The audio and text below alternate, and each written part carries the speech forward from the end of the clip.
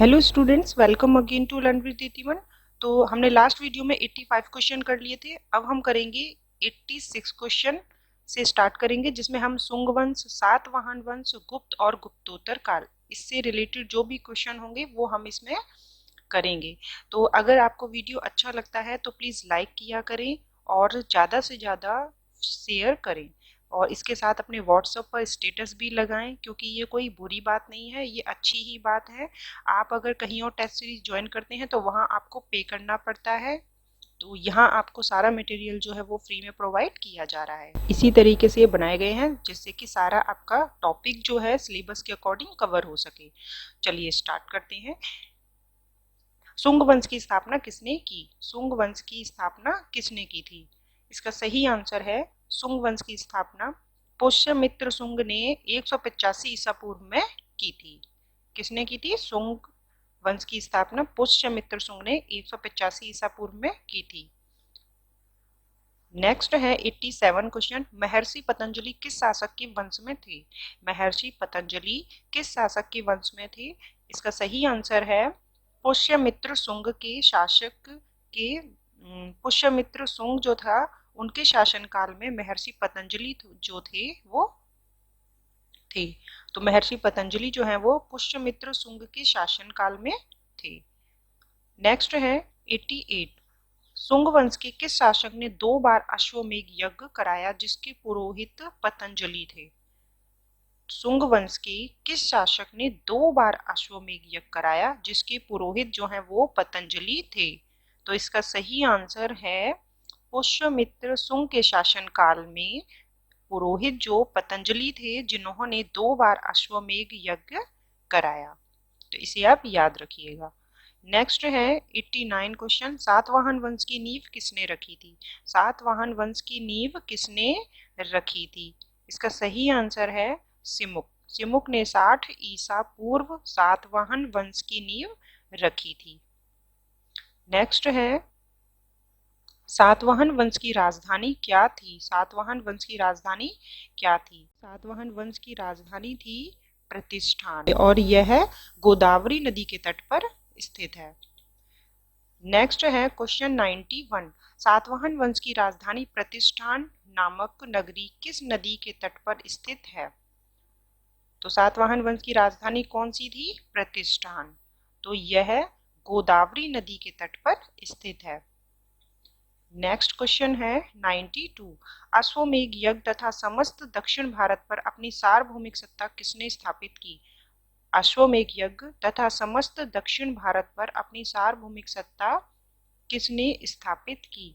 इसका सही आंसर है सातकर्णी प्रथम। सातवाहन वंश के सातकर्णी प्रथम ने अश्वमेध यज्ञ किया और समस्त दक्षिण भारत पर अपनी सार्वभौमिक सत्ता स्थापित की। नेक्स्ट, किसके आक्रमण के फलस्वरूप सातवाहन की शक्ति में ह्रास हुआ? यानी कि सातवाहन की शक्ति जो थी वो क्षीण हो गई, कम हो गई।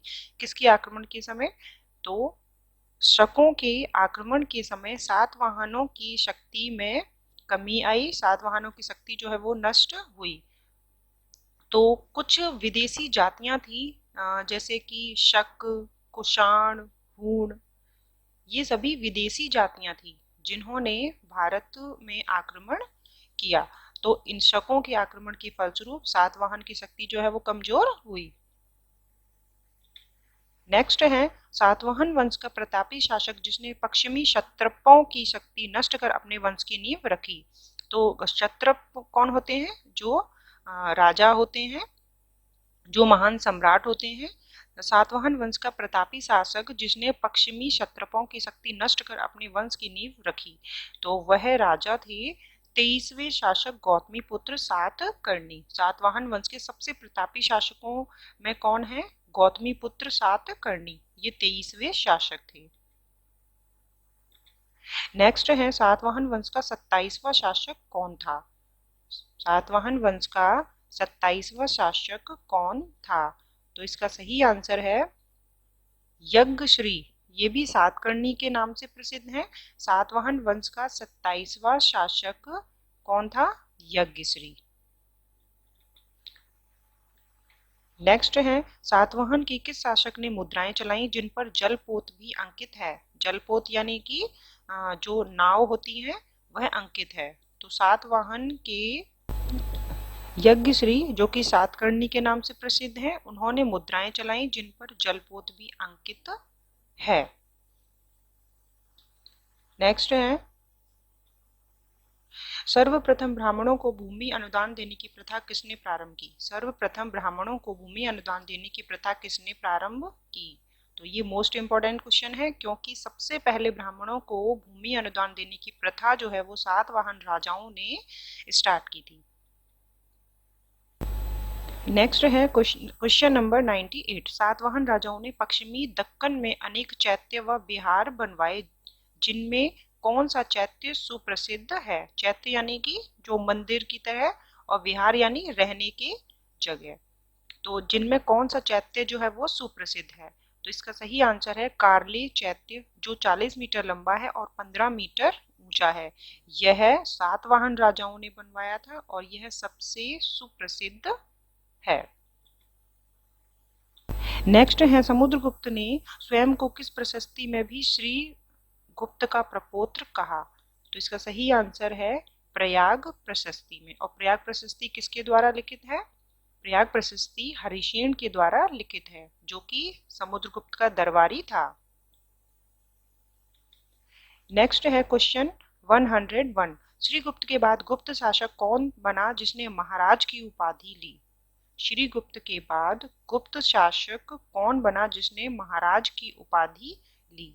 क्योंकि इससे पहले ये सामंत थे और महाराज की उपाधि लेने वाले सबसे पहले गुप्त शासक थे घटोत्कच। नेक्स्ट है किस गुप्त साम्राज्य के शासक ने महाराजाधिराज की पदवी धारण की। तो किसने की थी महाराजाधिराज की पदवी जो है वो किस शासक ने धारण की थी। तो इसका सही आंसर है चंद्रगुप्त प्रथम ने। सबसे पहले महाराज की जो उपाधि थी वह धारण की थी घटोत्कच ने और उसके बाद चंद्रगुप्त प्रथम ने महाराजाधिराज की पदवी धारण की। गुप्त संवत किस शासक द्वारा चलाया गया और कब। गुप्त संवत कब और किस शासक द्वारा चलाया गया। इसका सही आंसर है गुप्त संवत चंद्रगुप्त प्रथम द्वारा 319 ईस्वी में चलाया गया और इन्होंने ही सबसे पहले गुप्त शासकों में महाराजाधिराज की उपाधि धारण की थी। चंद्रगुप्त प्रथम का विवाह किससे हुआ। चंद्रगुप्त प्रथम का विवाह किससे हुआ। इसका सही आंसर है लिच्छवी वंशज कुमार देवी से। तो हमने लिच्छवी वंशज कहाँ पढ़े थे। जब हमने महाजनपद पढ़े थे तो वहां हमने लिच्छवी नाम पढ़ा था। चंद्रगुप्त प्रथम का विवाह जो है वो कुमार देवी से हुआ था जो कि लिच्छवी वंशज थी। देखिए ये क्वेश्चन जो है वो आपका एग्जाम में पूछा जा चुका है कि चंद्रगुप्त प्रथम का विवाह किस वंश की कुमार देवी से हुआ था। समुद्रगुप्त का दरबारी कवि कौन था। समुद्रगुप्त का दरबारी कवि कौन था। इसका सही आंसर है हरिशेन जिन्होंने प्रयाग प्रशस्ति लिखी थी। प्रयाग प्रशस्ति यानी कि समुद्रगुप्त के बारे में उसमें प्रशंसा लिखी थी। गुप्त साम्राज्य के किस शासक की प्रशंसा हरिशेन ने इलाहाबाद प्रशस्ति में की। तो इसका सही आंसर है समुद्रगुप्त। समुद्रगुप्त जो शासक थे उनकी प्रशंसा हरिशेन ने इलाहाबाद प्रशस्ति में की जिसे प्रयाग प्रशस्ति भी कहते हैं। किस शासक के सिक्के पर वीणा बजाती हुई आकृति है।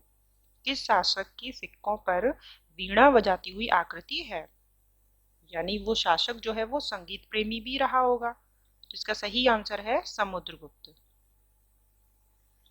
नेक्स्ट है चंद्रगुप्त द्वितीय को अन्य किस नाम से जाना जाता था। चंद्रगुप्त द्वितीय जो कि महान शासक हुए तो उन्हें अन्य किन नामों से जाना जाता था। इसका सही आंसर है उन्हें देवराज और देवगुप्त इन नामों से भी जाना जाता था। इसके अलावा उन्होंने विक्रमादित्य की उपाधि भी धारण की थी तो इन्हें चंद्रगुप्त विक्रमादित्य भी कहते हैं। तो इनके नाम जो है वो आपको याद रखने हैं। चंद्रगुप्त द्वितीय को देवराज और देवगुप्त भी कहा जाता था। नेक्स्ट है, चंद्रगुप्त द्वितीय ने अपनी दूसरी राजधानी किसे बनाई? चंद्रगुप्त द्वितीय ने अपनी दूसरी राजधानी किसे बनाई थी? तो इसका सही आंसर है उज्जैन को। किसे बनाई थी? उज्जैन को। नेक्स्ट है, शक विजय के बाद चंद्रगुप्त द्वितीय ने किसकी उपाधि धारण की थी? तो अभी मैंने आपको ये बताया था कि चंद्रगुप्त द्वितीय ने विक्रमादित्य की उपाधि धारण की थी। तो ये विक्रमादित्य की उपाधि उन्होंने जब धारण की थी जब उन्होंने शकों को हराया था, और शक जो कि एक विदेशी जाति थी। चंद्रगुप्त द्वितीय की कौन सी पुत्री का विवाह वाकटक राजा रुद्रसेन से हुआ? चंद्रगुप्त द्वितीय की कौन सी पुत्री का विवाह वाकटक राजा रुद्रसेन से हुआ?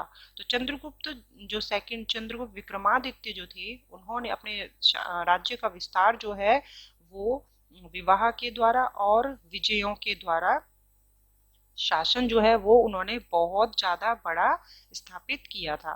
तो कौन सी पुत्री का विवाह वाकटक राजा रुद्रसेन से हुआ? प्रभावती। नेक्स्ट है, नालंदा विश्वविद्यालय का संस्थापक किसे माना जाता है? नालंदा विश्वविद्यालय जो कि बिहार में है, इनके संस्थापक जो हैं वह कुमारगुप्त को माना जाता है। तो ऐसे भी पूछा जा सकता है कि नालंदा विश्वविद्यालय जो है वो किस काल की देन है? तो वह गुप्त काल की देन है। नेक्स्ट है, गुप्त साम्राज्य के किस शासक ने मौर्यों द्वारा निर्मित सुदर्शन झील का जीर्णोद्धार करवाया? गुप्त साम्राज्य के किस शासक ने मौर्यों द्वारा जो सुदर्शन झील बनवाई गई थी तो उसका जीर्णोद्धार करवाया? तो इसका सही आंसर है स्कंदगुप्त ने जूनागढ़ अभिलेख के अनुसार, यानी जूनागढ़ अभिलेख में लिखा गया है कि स्कंदगुप्त ने मौर्यों द्वारा जो सुदर्शन झील बनवाई गई थी उसका जीर्णोद्धार करवाया था। नेक्स्ट क्वेश्चन देखेंगे, जूनागढ़ अभिलेख में उल्लेखित किस गुप्त शासक को हूणों से जूझना पड़ा और अंततः पराजित भी किया? जूनागढ़ अभिलेख, तो ऐसे अगर आपको याद रखना है कि जूनागढ़ अभिलेख जो है वह गुप्त साम्राज्य से संबंधित है, ठीक है। तो आपको ये भी याद रखना है कि स्कंदगुप्त ने हूणों को पराजित किया था। ये हमें जानकारी जूनागढ़ अभिलेख से मिलती है। नेक्स्ट क्वेश्चन करेंगे, गुप्त सम्राट किस धर्म को मानते थे? गुप्त सम्राट किस धर्म को मानते थे? तो ये वैदिक धर्म को मानते थे। क्वेश्चन नंबर 116, चंद्रगुप्त द्वितीय के समय कौन सा चीनी यात्री भारत आया था? तो हमने जब हर्षवर्धन पढ़ा था तो उस समय हर्षवर्धन के टाइम पर चीनी यात्री हुएनसांग भारत आया था। उसके बाद चंद्रगुप्त सेकंड के समय फायान चीनी यात्री है वो भारत आया था। तो इनमें कंफ्यूजन ना हो तो इसे ऐसे याद रखना है आपको कि हर्ष हा से स्टार्ट होता है और उसके समय में हुएनसांग आया था, वो भी हा से स्टार्ट होता है, ठीक है। आप एक को याद रख लेंगे तो ये वाला आपको याद रहेगा कि फायान जो था वो चंद्रगुप्त सेकंड के समय आया था। नेक्स्ट है, मृच्छकटिकम नाटक के लेखक कौन थे? तो लास्ट चैप्टर्स में हम ये कर चुके हैं जो हमने पिछले क्लासेस में किए थे। मृच्छकटिकम नाटक के लेखक कौन थे? तो इसका सही आंसर है शूद्रक। तो आपकी रिवीजन ही हो रही है अगर कोई रिपीट होता है क्वेश्चन।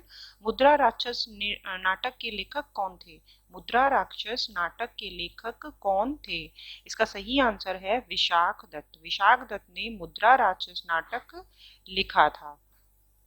नेक्स्ट है, सुविख्यात अमर सिंह कालिदास शूद्रक विशाख दत्त किसके दरबार में थे? इसका सही आंसर है चंद्रगुप्त सेकंड।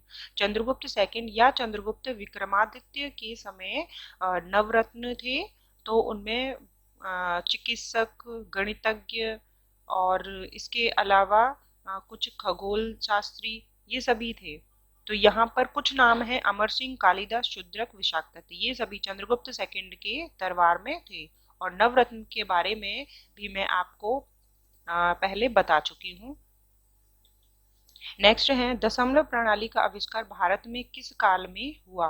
दशमलव प्रणाली का आविष्कार भारत में गुप्त काल में हुआ। उसके बाद है आपका नेक्स्ट क्वेश्चन, 80 फुट ऊंची बुद्ध की तांबे की मूर्ति कहाँ स्थित है? 80 फुट ऊंची बुद्ध की तांबे की मूर्ति कहाँ स्थित है? इसका सही आंसर है नालंदा में, यानी बिहार में। गुप्तकालीन समाज की मुख्य विशेषताएं क्या थी? गुप्तकालीन समाज की मुख्य विशेषताएं क्या थी? इसका सही आंसर है गुप्त काल में ब्राह्मणों को उच्च स्थान प्राप्त था समाज में, स्त्रियों का समाज में भी महत्वपूर्ण स्थान था, पर्दा प्रथा नहीं थी, स्त्री शिक्षा भी थी और 8 प्रकार के विवाहों का भी उल्लेख किया गया है। यानी गुप्तकालीन समाज में समाज जो था वह बहुत अच्छे स्तर पर था। वर्धन वंश के संस्थापक कौन थे? वर्धन वंश या फिर पुष्यभूति वंश, इस तरीके का नाम आएगा तब भी आपको याद रखना है कि पुष्यभूति वंश के संस्थापक कौन थे। तो इसका सही आंसर है पुष्यभूति। पुष्यभूति वंश के संस्थापक पुष्यभूति थे। यहाँ तो आप याद रख लेंगे, लेकिन अगर वर्धन वंश आता है तो आपको भी याद रखना है कि संस्थापक पुष्यभूति थे। नेक्स्ट है, राज्यवर्धन का वध किस शासक ने किया था? राज्यवर्धन जो कि हर्षवर्धन का ही भाई था, तो उसका वध जो है वह 606 ईस्वी में गौड़ शासक शशांक ने किया था। हर्ष के समय कौन सा चीनी यात्री आया? तो देखिए, हर्ष के समय कौन सा चीनी यात्री आया? तो अभी हमने डिस्कस किया था, हुएनसांग जो है वो चीनी यात्री भारत आए थे हर्ष के समय में। तो देखिए, पहले अगर क्रम से पूछा जाता है तो फायान जो है वो पहले आए, उसके बाद हुएनसांग आए थे। तो आज हम यहीं तक करेंगे। इसके बाद के क्वेश्चन जो है वो हम नेक्स्ट वीडियो में करेंगे, क्योंकि वीडियो जो है वो बहुत ज़्यादा लंबा हो जाता है तो आपको याद करने में भी परेशानी होगी। तो इस तरीके से मिलते हैं नेक्स्ट वीडियो में। Thank you.